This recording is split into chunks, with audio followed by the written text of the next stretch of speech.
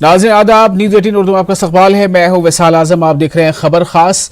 महाराष्ट्र में अजीब व गरीब सियासी सूरत हाल पैदा होती जा रही है। एक तरफ मोदी काबीना के जरिए रियासत में सदर राज की मंजूरी दे दी गई है, ऐसी खबर है, और इस पर सदर जमहूरिया के मुहर का इंतजार है। और दूसरी तरफ शिवसेना गवर्नर भगत सिंह कोश्यारी के खिलाफ सुप्रीम कोर्ट पहुंच गई है। शिवसेना ने एक अर्जी दाखिल कर कहा है कि इसे हुकूमत साजी के लिए महज 24 घंटे का वक्त दिया गया, जबकि इसने 3 दिनों का वक्त मांगा था।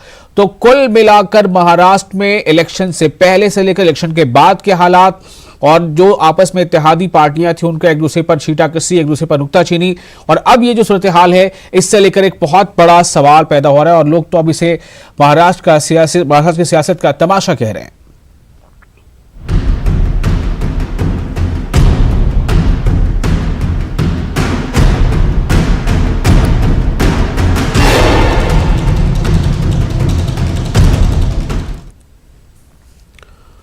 तो ये महाराष्ट्र में क्या कुछ हो रहा है। 3 दिनों का वक्त मांगा था शिवसेना ने, उसका कहना है। और काबिल जिक्र है कि शिवसेना ने हुकूमत साजी के लिए गवर्नर की जानिब से मिले 24 घंटे का वक्त खत्म होने से 1 घंटे पहले राजभवन पहुंचकर गुजारिश की थी कि उन्हें 48 घंटे का मजीद वक्त दिया जाए, लेकिन शिवसेना के मुतालबे को गवर्नर ने मुस्तरद कर दिया था और एनसीपी को हुकूमत साजी के लिए नंबर साबित करने के लिए कहा था। कल ही देर शाम एनसीपी को बुलाया गया था। एनसीपी के कुछ नेताओं ने गवर्नर से जाकर मुलाकात की थी और एनसीपी कांग्रेस के जवाब का इंतजार कर रही है, यह भी खबर है। और आज रात 8:30 बजे का वक्त था एनसीपी के पास, 8:30 बजे तक का वक्त। लेकिन इस बीच ऐसा क्या हो गया, और जो खबर सामने आ रही है उसके मुताबिक जो वहां के गवर्नर हैं उन्होंने सिफारिश की मरकज को और मरकजी काबीना ने इस पर मुहर भी लगा दी है। अब यह सदर जमहूरिया के पास मंजूरी के लिए जाना है और इसी से अब शिवसेना नाराज है, वो सीधे सुप्रीम कोर्ट पहुंच गई है। हम सबसे पहले रुख करेंगे मुंबई में अपने नुमाइंदे वसीम का, जो मुंबई से हमारे साथ जुड़े हैं, और साथ ही शंकर आनंद भी हमारे साथ जुड़ रहे हैं दिल्ली से। वसीम और शंकर, आप दोनों का बहुत इस्तकबाल है। वसीम, आप हमें यह बताएं कि ऐसा क्या कुछ हो गया आज महाराष्ट्र में, मुंबई में खास तौर से। वक्त शाम 8 मतलब देर शाम तक का वक्त था एनसीपी के पास, लेकिन ऐसी क्या बात सामने आ गई कि ये खबर अब सुनने को मिल रही है कि इस वक्त के गुजरने से पहले ही सिफारिश कर दी गई सदर राज के नफाज की।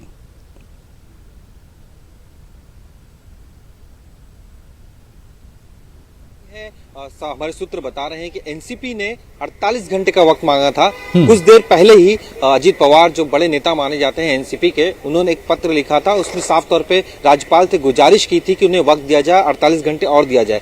इसे देखते हुए राज्यपाल ने उनकी इस मांग को ठुकरा दिया, क्योंकि यही वक्त उन्होंने शिवसेना को नहीं दिया था, तो वो एनसीपी को देना काफी मुश्किल था। इसी के बिहाफ पे उन्होंने एक बड़ा फैसला लिया है और राष्ट्रपति शासन की सिफारिश कर दी है। आज जो बैठक चल रही है एनसीपी की, काफी बड़ी बैठक है। कुछ ही घंटों में महाराष्ट्र की जो तस्वीर है वो साफ हो जाएगी, क्योंकि कांग्रेस के बड़े नेता यहाँ पे मौजूद होंगे, उनके साथ चर्चा होगी और एक बड़ा फैसला लिया जा सकता है। हमारे साथ हमारे सहयोगी अमित जी भी है, उनसे बात करते हैं। कांग्रेस की बैठक शाम 5 बजे, बड़े नेता मौजूद होंगे, तो किस तरह का माहौल होगा यहाँ पे? देखिए, जब से राष्ट्रपति शासन की खबर जैसे सामने आई, वैसे सभी पार्टियों में जो है एक बेचैनी देखी गई और एक छटपटाहट भी देखी गई है। लेकिन एनसीपी के जो हमारे सूत्र बता रहे हैं, उनका साफ तौर पे कहना है कि वो बैठकों का दौर उनका जारी रहेगा। 145 का जो आंकड़ा जुटाना है सरकार बनाने के लिए, उसको बनाने के लिए जो है वो पुरजोर कोशिश में लगे पड़े हैं। 5 बजे का समय दिया गया है कि अहमद पटेल और जो दूसरे बड़े नेता है मल्लिकार्जुन खड़गे, वो जो है मुंबई पहुंचेंगे और इसी वाईबी चौहान सेंटर में जो है उनकी बैठक होगी शरद पवार के साथ। उसके बाद ये निर्णय लिया जाएगा। एनसीपी के जो दिग्गज नेता नवाब मलिक, उन्होंने भी ऑफ द रिकॉर्ड हमें ये बताया था कि अगर राष्ट्रपति शासन लग भी जाता है तो जब हमारे पास नंबर हो जाएंगे सरकार बनाने की, यानी 145 नंबर, तो हम उनके समर्थन लेटर को ले जाके राज्यपाल के पास रख सकते हैं। राज्यपाल अगर उस लेटर को देख के मान जाते हैं तो बहुत अच्छी बात है, अगर नहीं मानते हैं तो हम 145 जो हमारे एमएलए होंगे, समर्थन पत्र जिनका हम देंगे, उनकी परेड भी करा सकते हैं। इससे जो है हमें मौका भी मिल गया कि तीनों जो पार्टियां एक होकर गठबंधन यानी महाशु गठबंधन बनाना चाहती हैं, उसको लेकर समय मिल जाएगा। लेकिन अभी भी 8:30 बजे तक का समय है और 8:30 के पहले की कोशिश जो है उसमें एनसीपी जुटी हुई है। लेकिन वसीम, अमित से यही सवाल एक बार फिर से पूछिए कि सब 8:30 बजे का समय है, तो इससे पहले ही मरकजी काबीना को ये गवर्नर की तरफ से सिफारिश जो भेजी जाती है, ये इसका क्या मतलब है फिर? जी जरूर, अगर वक्त दिया गया है 8:30 बजे का वक्त है, क्या इसके बावजूद भी जिस तरह से लेटर भेजे जाने की जरूरत क्यों आन पड़ी? देखिए, जो हमारे सूत्र बता रहे थे उनका ये कहना था कि अजीत पवार ने गवर्नर से अपील की थी। उन्होंने ये कहा था कि उन्हें 48 घंटे का समय दिया जाए नंबर जुटाने के लिए, क्योंकि बहुमत का आंकड़ा जो है बिल्कुल नहीं। मैं आपको पहले बता दूं, जो हम 2 दिनों से हम बातचीत कर रहे हैं कि बिना तीनों यानी कांग्रेस, एनसीपी, शिवसेना, बिना तीनों पार्टियों के कोई भी सरकार जो है पार्टी नहीं बना सकती। अगर एनसीपी जो है सरकार बनाने का दावा पेश करती है तो उसके लिए भी कांग्रेस और शिवसेना का समर्थन बहुत जरूरी है। और इनका साफ तौर पे पहले से आरोप रहा है कि हमें सिर्फ 24 घंटे दिए गए। यही आरोप ये शिवसेना भी लगा रही थी कि हमें सिर्फ 24 घंटे दिए गए, जबकि बीजेपी को 48 घंटे दिए गए थे। तो ये एक तरह का आरोप है। तो इसमें नंबर जुटाने के लिए जो बहुमत आंकड़ा, क्योंकि एनसीपी ने साफ कर दिया था कि हम समर्थन देने के लिए शिवसेना को तैयार है, लेकिन कांग्रेस जो है वो अभी तक तैयार नहीं है। तो जब तक कांग्रेस मैं थोड़ी देर के लिए रोकना चाहूंगा अमित जी आपको, थोड़ी देर वसीम। मैं जरा रुख करता हूं दिल्ली का, वहां से हमारे नुमाइंदे शंकर आनंद मौजूद हैं और रंजीता भी मौजूद हैं कांग्रेस दफ्तर से। शंकर, आपसे मैं ये सवाल करना चाहूंगा, शिवसेना ने जिस तरह से तेजी से घटनाक्रम जो है बदल रहा है, जिधर शिवसेना को बुलाया गया, फिर शिवसेना अपने वक्त पे वो नंबर नहीं जुटा पाई, उससे मजीद वक्त मांगा, लेकिन इस बीच एनसीपी को बुला लिया गया। एनसीपी को आज 8:30 बजे तक का वक्त था। इसी बीच अब खबर यह है कि सिफारिश कर दी गई सदर राज की। शिवसेना ने तेजी में सुप्रीम कोर्ट जाने का फैसला किया। क्या वहां पर लग रहा है, और यह भी शायद खबर मिल रही कि जल्द से जल्द सुनवाई चाहती है शिवसेना, क्या इस बारे में ज्यादा जानकारी है?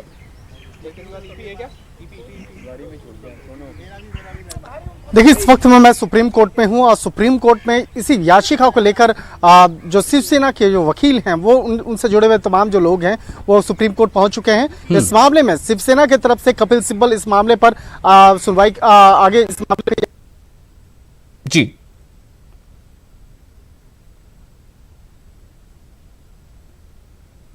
जी शंकर, और शंकर कुछ तकनीकी लग रहा है कमी है। रंजीता हमारे साथ दिल्ली से हैं। रंजीता, आप दिल्ली में हैं, कांग्रेस को आप लगातार कवर कर रही हैं। इससे पहले कि मैं अमित से मजीद और सवाल करूं और वसीम से जो मुंबई में है, आप हमें दिल्ली के सरगर्मियों के बारे में बताएं कि कांग्रेस की तरफ से आखिर क्या चल रहा है। क्या कांग्रेस में मतलब एक कंट्राडिक्शन है, उनके जो टॉप सीनियर लीडर्स हैं, कुछ खबरें आ रही है कि कुछ उसके फेवर में है, कुछ इसके अगेंस्ट है, कि ऐसे किसी भी अलायंस में जिसमें शिवसेना साथ हो उसका हिस्सा नहीं बनना चाहिए ऐसी किसी हुकूमत का? रंजीता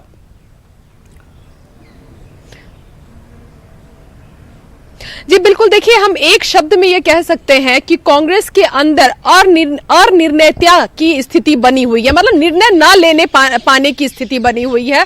कांग्रेस लगातार कल से लेकर आज तक सिर्फ बैठकें की, लेकिन फैसला कुछ नहीं निकाल पाई। जो सूत्रों के हवाले से खबर निकल कर आ रही है वो ये कि कांग्रेस के जो बड़े नेता हैं, खासकर जो डिसीजन पॉलिसी में जो नेता रहते हैं, सोनिया गांधी, राहुल गांधी के नीचे जो नेता हैं, तमाम जो बड़े नेता वो इस गठबंधन के विरोध में थे। शिवसेना और एनसीपी के साथ जो गठबंधन होकर सरकार बनती महाराष्ट्र में, उसके विरोध में थे। लेकिन वही राज्य में जो विधायक जीत कर आए थे, राज्य के जो नेता हैं, जो बड़े नेता हैं, पूर्व मुख्यमंत्री रहे हैं, लंबे समय तक सांसद रहे हैं, पूर्व सांसद है, प्रदेश अध्यक्ष रहे हैं, उन सब की एक राय ये थी कि कांग्रेस की सरकार बने, शिवसेना और एनसीपी के साथ मिलकर कांग्रेस को सरकार बनानी चाहिए, क्योंकि बीजेपी और शिवसेना के टूट के बाद एक फायदा निकलने वाला था जो फायदा कांग्रेस भुना सकती थी। हम कह सकते हैं कि कांग्रेस ने फैसला लेने में जो देरी की, यही देरी है कि आज ये स्थिति आ गई है कि अब गवर्नर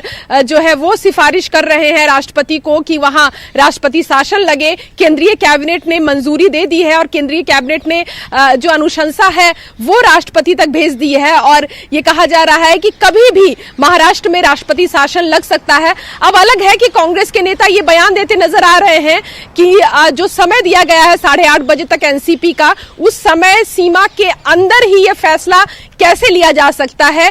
पूरी तरह से जो कांग्रेस के अंदर ही कई नेता हैं, कई वरिष्ठ नेता हैं। अभी कुछ देर पहले हमारी जो आचार्य प्रमोद कृष्णन है उनसे बातचीत हुई और उन्होंने साफ तौर पर यह कहा कि कांग्रेस के पास एक बेहतर अपॉर्चुनिटी थी राजनीति में महाराष्ट्र में सरकार बनाने की। बीजेपी शिवसेना की टूट के बाद एक बड़ा फायदा मिल रहा था, सरकार बन रहा था वहां, लेकिन उसको कांग्रेस ने समय सीमा के अंदर फैसला न लेकर एक दुर्भाग्यपूर्ण नतीजा सामने रख दिया है। एक खबर जो भी अमित हमें बता रहे थे कि मल्लिकार्जुन खड़गे और अहमद पटेल सरीखे कुछ बड़े नेता शाम 5 साढ़े 5 बजे तक वहां पहुंचने वाले हैं मुंबई। क्या वो निकल चुके हैं दिल्ली से, ऐसी कोई खबर है?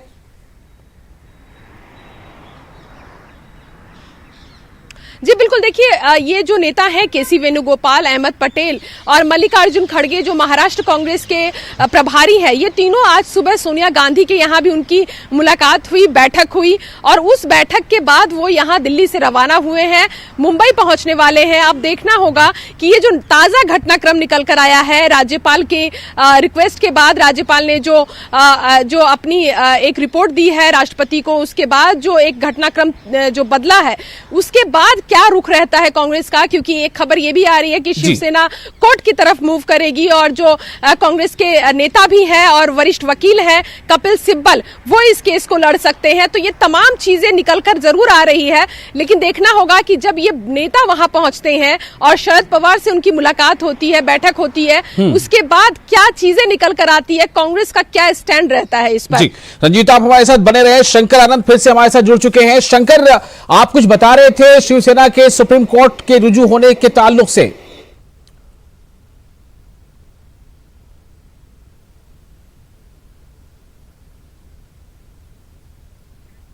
शंकर, आपको मेरी आवाज मिल पा रही है?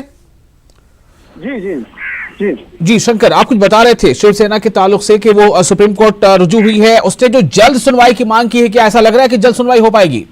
जी, मैं वही बता रहा था कि अपने मित्र रंजीता की बात को लेकर आगे बढ़ना चाहेंगे कि जिस तरह से उन्होंने जिक्र किया कि इस मामले में कपिल सिब्बल इस मामले में शिवसेना की तरफ से अपेयर होंगे कोर्ट में और वो इस मामले में दलील देंगे और कपिल सिब्बल से जुड़े हुए, उनके दफ्तर से जुड़े हुए जो उनके जूनियर जो वकील हैं वो कोर्ट पहुंच चुके हैं और तमाम जो औपचारिकताएं होती है याचिका को दायर करने के लिए, वो तमाम औपचारिकताओं को कोर्ट में किया जा रहा है। हालांकि आज कोर्ट में अवकाश है, सुप्रीम कोर्ट में आज गुरु नानक पर्व के अवसर पर यहाँ पे अवकाश है, लेकिन आज जो डिप्टी रजिस्ट्रार हैं वो पर्व के अवसर पर यहाँ पे अवकाश है, लेकिन आज जो डिप्टी रजिस्ट्रार हैं वो इन तमाम मामलों को देखेंगे और इस मामले में बाकायदा ये याचिका दायर करके इस बात को कहा गया है कि इस मामले को जल्द से जल्द सुनवाई किया जाए, क्योंकि ये मामला काफी महत्वपूर्ण है, काफी संगीन है, क्योंकि जिस तरह से महाराष्ट्र में सरकार बनाने को लेकर एक कवायद पिछले समय से कुछ चला आ रहा था, लेकिन यहाँ पर अब जिस तरह से राष्ट्रपति शासन के लिए एक अनुमोदन किया गया है और इस मामले को कैबिनेट ने भी बाकायदा मंजूरी दे दी है, तो कहीं न कहीं ये मामला अब जल्द से जल्द सुनवाई शंकर, शिवसेना अपनी अर्जी में किस बात का खास तौर से जिक्र कर रही है, जो पिटीशन वो दायर कर रही है उसमें किस बात का खास तौर से जिक्र है, क्या शिकायत है उसकी?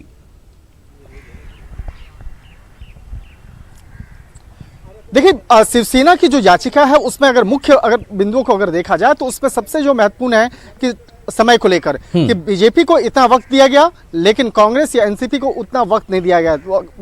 यहाँ पे मुख्य तौर पे शिवसेना अपना उस बयान को आगे रखना चाहती है, उस मसले को ज्यादा रखना चाहती है कि यहाँ पर दूसरी पार्टी को यानी कि बीजेपी पार्टी को 72 घंटे का वक्त दिया जाता है, लेकिन शिवसेना को 48 घंटे वक्त दिया जाता है। तो ये कहाँ तक उचित है? तो इस मामले को लेकर यहाँ पे याचिका दायर की गई है और मुख्य तौर पे इस मामले पर इसी मामले को यहाँ पे फोकस किया जाएगा कि यहाँ पर गलत तरीके से उनके साथ में एक कहते हैं कि उनके साथ में सही जस्टिस नहीं हुआ है। इस बात को लेकर यहाँ पे चाहते हैं कि इस मामले पर सुप्रीम कोर्ट में सुनवाई हो और इस मामले पर जल्द से जल्द सुनवाई हो जिससे कि उनको न्याय मिल सके। तो एक तरह से कहा जा सकता है कि पिछले कुछ दिनों से लगातार जिस तरह से महाराष्ट्र में सरकार बनाने के लिए काफी कवायदें चल रही थी, लेकिन इस मामले पर एक सही तरीके से कोई एक मोड़ लेता हुआ नहीं दिखाई दे रहा है। इस मामले पर अब देखिए शायद आपके पास कुछ अपडेट आ रहा है, हम फिर आपके पास वापस आएंगे। फिलहाल रुक करते हैं मुंबई का। वसीम हमारे साथ मौजूद है और उनके साथ अमित भी है। वसीम, कुल मिलाकर बात यह है कि शिवसेना के पिटीशन को फाइल किया जाना है, अभी सुनवाई होनी है, अभी हुई नहीं है, लेकिन जो अमित अभी ये बात कह रहे थे कि ये अगर सदरराज नाफिज हो भी जाता है तब भी अगर आज 8:30 से पहले ये आंकड़े एनसीपी नहीं जुटा पाती है तो उसके बाद भी अगर ये तमाम आंकड़े जुट जाएंगे, 145 एमएलएज के दस्तखत और उनके नाम और असेंबली के नाम, तो उसके बाद रास्ता बन सकता है। क्या यह समझा जाए वसीम कि अब हुकूमत साजी का मरहला अगले 2-4-5 दिन या 2-4 हफ्तों के लिए टल गया, या आज 8:30 बजे से पहले कुछ उम्मीद है? देखिए, उम्मीद तो बहुत कम नजर आ रही है, क्योंकि जिस तरह से मौजूदा स्थिति बनी हुई है, अभी दिल्ली के नेता पहुंचे नहीं है, चर्चाओं का दौर शुरू है। कांग्रेस और एनसीपी की बैठक के बाद एक निर्णय लिया जाएगा, उस निर्णय के बाद शिवसेना के साथ चर्चा होगी, एक कॉमन मिनिमम प्रोग्राम बनाया जाएगा, उसके बाद ही सत्ता को लेकर आगे पूरी तरह से पहल की जाएगी। राज्यपाल की तरफ से बाकायदा वक्त जरूर दिया गया है, 8:30 बजे तक का वक्त है, लेकिन जो सूत्र बता रहे हैं कि अजित पवार ने जो पत्र लिखा है, उस पत्र में उन्होंने और वक्त मांगा, क्योंकि वो बेहतर तरीके से जानते हैं कि इस बैठक में नतीजे नहीं निकलने वाले, भले ही सहमति जरूर बन जाए। तो तरीका यही है कि अगर राज्यपाल 8:30 बजे तक का नहीं अपनी मेजोरिटी बता सकते हैं, सहमति नहीं बन पाती है एक मुद्दे पे, तो आने वाले दिनों में जब राष्ट्रपति शासन लागू भी होता है, तो भी उनके पास ऑप्शन जरूर होते हैं कि 145 जो विधायक है उनके साथ वो सिग्नेचर लेके परेड करा के राज्यपाल के सामने अपनी जो एक मेजोरिटी है वो दिखा के सत्ता स्थापित कर सकते हैं। बीजेपी और शिवसेना खास करके इस मुद्दे को लेकर किस तरह से चल रही है, क्योंकि वेट एंड वॉच की पॉलिसी पर अब भी बीजेपी लगी हुई है। जितनी महाराष्ट्र का जो समीकरण है, जो राजनीति लगातार चल रही है, जो लगातार बैठकों का दौर चल रहा है, उसे लेकर अभी भी वॉच की भूमिका पे है। हमारे साथ सर्वेश तिवारी जी, हम उनसे जानने की कोशिश करते हैं। बहुत ही आपने लगातार बीजेपी और शिवसेना की जो पहलू है उस पर नजर बना के रखी, उनके खेमे में क्या चल रहा है? क्योंकि एक तरफ शिवसेना जा रही है कोर्ट की तरफ, तो वहीं पे जो बीजेपी के नेतागण बैठक कर रहे हैं, लेकिन किसी तरह की बातें नहीं कर रहे हैं। देखिए वसीम, जिस तरह से पूरा खेल 17-18 दिनों तक चला, उसमें बीजेपी के जब मुख्यमंत्री ने राजीनामा दिया उसके बाद उसकी नज़र शिवसेना की तरफ थी कि शिवसेना इस मामले को लेकर क्या कदम उठाती है। बीजेपी का ये सोचना था, जिस तरह से जानकारी मिल रही है, कि शायद बीजेपी शिवसेना और कांग्रेस के साथ पहले से एक नियोजित प्लान करके ये पूरा खेल रच रही है, शायद शिवसेना जाकर अपना बहुमत साबित कर सके, सरकार बना सके। लेकिन शिवसेना के भी फेल होने के बाद अब बीजेपी के तमाम नेता, इसमें भूपेंद्र यादव की बात करें, वो भी मौजूद हैं, सीएम मौजूद हैं, जो है इसमें कार्यवाहक मुख्यमंत्री देवेंद्र फडणवीस, साथ ही बीजेपी के तमाम महाराष्ट्र नेता। ये भी खबर मिल रही, कल देर रात तकरीबन 1:30 बजे तक ये वर्षा बंगले में तमाम नेता मौजूद थे। जितनी भी एक्टिविटी इसमें महाराष्ट्र में चल रही है, चाहे एनसीपी की हो, चाहे कांग्रेस की हो, चाहे शिवसेना की हो, सारी एक्टिविटी को वो वर्षा बंगले पर तमाम जो अंदर जो टीवी लगे हुए हैं, उन पर जो न्यूज चल रहे हैं, उन न्यूज पर बराबर अपनी नजर बनाए हुए हैं और वेट एंड वॉच की स्थिति में है वो, कि आखिरकार एनसीपी का आज 8:30 बजे तक क्या रुख होता है। हालांकि इन्हें 48 घंटे का समय वसीम सर्वेश से ये पूछेगा कि अगर ये 8:30 से पहले में जो भी ताखीर हो रही है, समझा यह जा रहा था कि जैसे ही शिवसेना अपना अलायंस तोड़ लेगी बीजेपी से, उसने ये करके दिखाया, उसके एक मरकजी वजीर ने इस्तीफा दे दिया, उसने अलायंस खत्म कर दिया। यह समझा जा रहा था कि अब जब शिवसेना को मौका मिला है तो बहुत जल्दी सारा कुछ सेट हो जाएगा, लेकिन ऐसा नहीं हुआ। इसका मतलब क्या है कि कुछ ना कुछ अभी बहुत सारे ऐसे पॉइंट्स हैं जिस पर बात खुलकर नहीं हो पा रही है या रजामंदी नहीं हो पा रही है एनसीपी और शिवसेना के बीच। देखिए, एनसीपी और शिवसेना के बीच सबसे बड़ी कड़ी अगर है तो वो है कांग्रेस। अगर जब तक वो नहीं जुड़ती है तब तक ये पूरी माला कंप्लीट नहीं हो सकती है, क्योंकि जो नंबर्स है वो नंबर्स पूरी तरह से पूरे नहीं है सत्ता बनाने के लिए, जब तक कांग्रेस का समर्थन नहीं मिल पाता। यही वजह है कि एनसीपी चाहती है कि सबसे पहले कांग्रेस सत्ता की भागीदारी करे, उनके हिस्सा बने, उसके बाद ही सत्ता आगे बढ़ाई जाएगी, क्योंकि वो नहीं चाहती कि जो माहौल कर्नाटक में देखने मिला उस तरह के यहाँ पे महाराष्ट्र में ये सारी चीजें हो। हम वापस सर्वे से जानने की कोशिश करें, बीजेपी लगातार वेट एंड वॉच की पॉलिसी है, तो वहीं पे अब भी क्या उम्मीद है उनको कि सेना उनके साथ आएगी? वसीम, अगर पूरे महाराष्ट्र की राजनीति में इस खेल में अगर एक तरह से कानूनी तौर पर नजर डालें, राष्ट्रपति तक गवर्नर का लेटर पहुंच चुका है। एनसीपी ने 48 घंटे का समय मांगा, एनसीपी को 48 घंटे का समय नहीं मिला।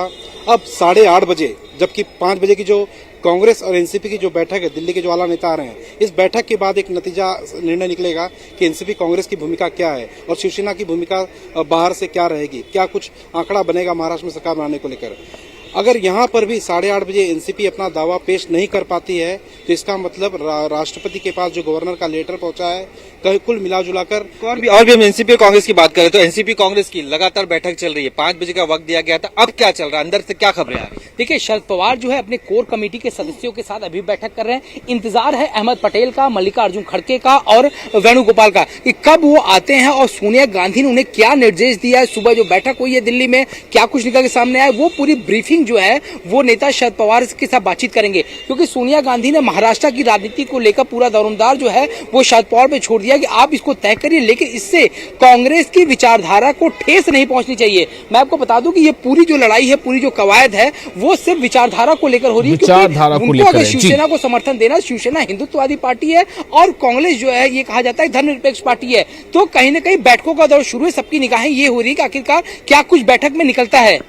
विचारधारा की लड़ाई बिल्कुल। मैं जरा फिर से रंजीता के पास चलता हूं। रंजीता, बात ये आ रही है कि कुल मिलाकर जो नजरिया है, जो फिक्र है, जो फिलॉसफी है या जो विचारधारा है, ये आड़े आ रहा है।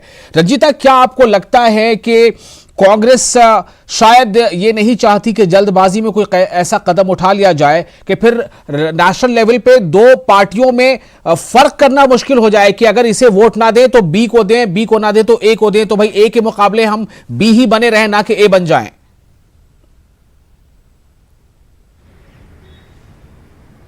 जी बिल्कुल, देखिए बात तो यही है कहीं ना कहीं जिस तरह से अगर बड़े नेताओं की जो मीडिया में बातचीत कर रहे हैं, जो मीडिया में वो बोल रहे हैं, उससे साफ तौर से यही देखा जा सकता है। कुछ देर पहले जब शिवराज पाटिल जो पूर्व गृह मंत्री रहे हैं उनसे हमारी बातचीत हुई तो उन्होंने साफ तौर पर यह कहा कि कांग्रेस पार्टी ऐसी कोई पार्टी के साथ मिलकर सरकार ना बनाए जिससे कल होकर कांग्रेस पार्टी से सवाल पूछा जाए और जवाब पार्टी के पास न रहे। विचारधारा सबसे मैटर करती है और सिर्फ सत्ता में आने के लिए विचारधारा को बदला नहीं जा सकता है। ये कोट जो शिवराज पाटिल है उनकी तरफ से दिया गया। उन्होंने कहा कि राष्ट्रपति शासन का विकल्प खुला हुआ है, अगर वो होता है तो राष्ट्रपति शासन लगे महाराष्ट्र में, लेकिन जो बड़े नेता है, जो कॉकस है नेताओं का, जो कांग्रेस के जो शीर्ष नेता है, उनकी एक राय यही है कि सरकार न बनाई जाए शिवसेना के साथ। लेकिन वही मैं कहना चाहूंगी आपको कि जो प्रदेश नेतृत्व है, जो प्रदेश के नेता है, उनका साफ तौर पर यह कहना है, वो दलील भी ये दे रहे हैं कि जब जम्मू कश्मीर में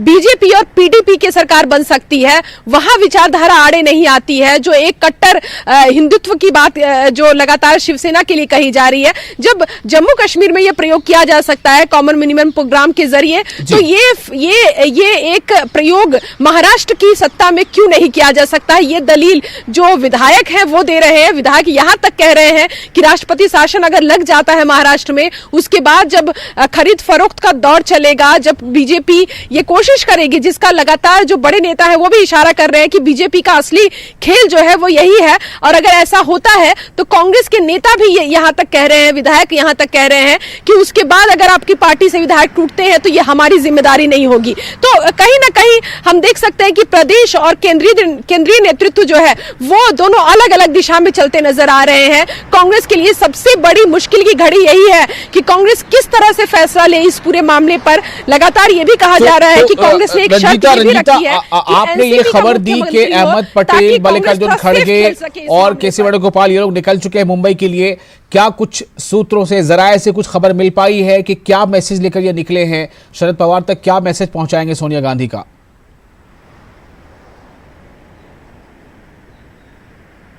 बिल्कुल, देखिए सोनिया गांधी और शरद पवार की जो बातचीत है फोन पर, वो कल से लेकर आज तक 3 बार हुई है।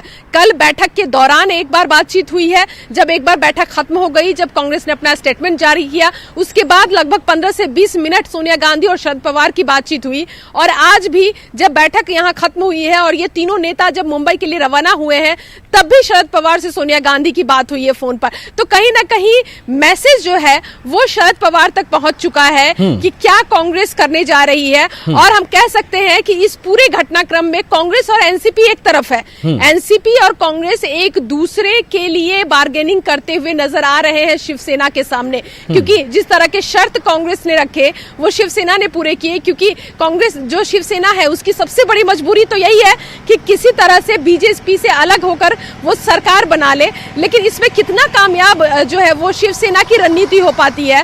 कांग्रेस और एनसीपी क्या एक साथ मिलकर जो स्ट्रैटेजी खेल रहे हैं उसके बाद ये सरकार बना पाएंगे, ये अहम बात होगी। ये बहुत अहम है। तो मैं फिर से एक बार मुंबई चलूंगा। वसीम वहां हमारे साथ है, वसीम के साथ शायद सर्वेश भी है और अमित भी है।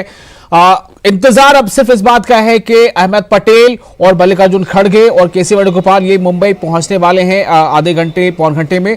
तो क्या वहां पर फैसला होता है, क्या बातचीत होती है, जो कि 8:30 बजे का टाइम एनसीपी को दिया गया था, 8:30 बजे तक का, इसलिए एनसीपी को लगता है कि हम 8:30 से पहले तक कोई भी अपना फैसला गवर्नर तक पहुंचा सकते हैं। इधर अभी सदर राज के लिए जो सिफारिश की गई है कैबिनेट से मंजूरी मिल गई है, अब उसे आखिरी जो मंजूरी है वो सदर जमहूरिया से मिलना है। वसीम, क्या कितनी उम्मीद रह गई है, क्या कुछ इनपुट मिल रहा है कि कांग्रेस के लीडर पहुंचने वाले हैं अब कुछ देर में? देखिए, कुछ देर पहले ही नवाब मलिक ने कहा था कि कांग्रेस के जो बड़े नेता हैं वो पहुंच चुके हैं और 5 साढ़े 5 बजे तरफ करीब यहाँ पे बैठक होगी। इस बैठक में बड़े अहम फैसले लिए जा सकते हैं, क्योंकि लगातार जिस तरह से महाराष्ट्र के नेता और दिल्ली के नेता खास करके शरद पवार लगातार सोनिया गांधी से चर्चा कर रहे हैं, अहमद पटेल से बात की है, और जो पूरी परिस्थिति है अभी जैसे हमारे सहयोगी बता भी रहे थे कि कांग्रेस के जो महाराष्ट्र के जो नेता हैं उन्हें लेकर एक अलग मत और एक अलग विचार दिखाई दे रही है। जिस तरह से कांग्रेस और शिवसेना के विचार है बहुत ही अलग विचार है। शिवसेना अब तक जो महाराष्ट्र में राजनीति करती आई है वो हिंदुत्व के मुद्दे पे करती आई है, उनकी विचारधारा से कभी भी एनसीपी और कांग्रेस ने सहमति नहीं जताई है। साथ ही अभी कुछ ही दिन पहले की बात है जब हमने देखा था वीर सावरकर को लेकर जब बीजेपी ने अपने मैनिफेस्टो में एक कहा था कि इन्हें भारत रत्न देना चाहिए, तो उसका भी कहीं ना कहीं इससे लेकर अलग अलग मत दिखाई दिए थे। तो ऐसे कई मुद्दे हैं जिनको लेकर वो अलग अलग नजर आ रहे हैं। लेकिन सबसे बड़ा सवाल और ये है अभी बना हुआ है कि क्या सत्ता में कांग्रेस आकर अपना सहयोग करेगी या सत्ता के बाहर करेगी, क्योंकि अभी जो जानकार बता रहे हैं कि 2014 का वो नजारा आज भी लोग नहीं भूले हैं जब शरद पवार ने बाहर से समर्थन दिया था बीजेपी को। तो एक कैलकुलेशन ये भी बनाया जा रहा है कि आने वाले दिन में इस तरह कैलकुलेशन बन सकते हैं क्या, इसे लेकर भी चर्चा शुरू है, क्योंकि 3 ही विकल्प है महाराष्ट्र में सरकार बनाने का, कांग्रेस एनसीपी और शिवसेना। दूसरा है कांग्रेस एनसीपी, साथ ही देखा गया है कि हमने कई उदाहरण दिए हैं शिवसेना और बीजेपी के भी हैं, या फिर बीजेपी या शिवसेना, ऐसे कई तर्क बनाए गए। तो कुल मिलाकर ये है कि अभी बहुत तरह की वो जो सियासी खिचड़ी है वो पक रही है और वक्त हमारे पास कम है, लेकिन हम अपने बुलेटिन में लगातार इस खबर की अपडेट्स आपको देते रहेंगे। तो अब ये देखना होगा कि 8:30 से पहले क्या कोई इत्तेफाक राय एनसीपी के खेमे में बन सकती है, जबकि उसे शिवसेना और कांग्रेस को साथ में लेकर चलना है। महाराष्ट्र में एनसीपी इसकी अगुवाई कर रही है, या फिर एक सवाल अब ये पैदा हो गया है कि क्या सब कुछ इतनी जल्दी हो रहा है तो कहीं जल्दबाजी और मजीद ना हो और फिर ऐसा ना हो कि वहाँ सदर राज भी नाफिज हो जाए। लेकिन उसके बाद भी जैसा हमारे ब्यूरो चीफ मुंबई के अमित कह रहे थे कि अगर सदर राज नाफिज हो भी जाता है तब भी अगर आंकड़े जो एनसीपी के एक बड़े नेता हैं उनका कहना था आंकड़े अगर हम जुटा लेंगे तो हम गवर्नमेंट बनाने के लिए क्लेम कर सकते हैं, और यही दावा लगभग कोशिश जो है वो दूसरी पक्ष की भी है। फिलहाल हमें दीजिए इजाजत, और आप तमाम नाजरीन का और हमारे नुमाइंदों का बहुत बहुत शुक्रिया हमारे साथ बनने के लिए। आदाब।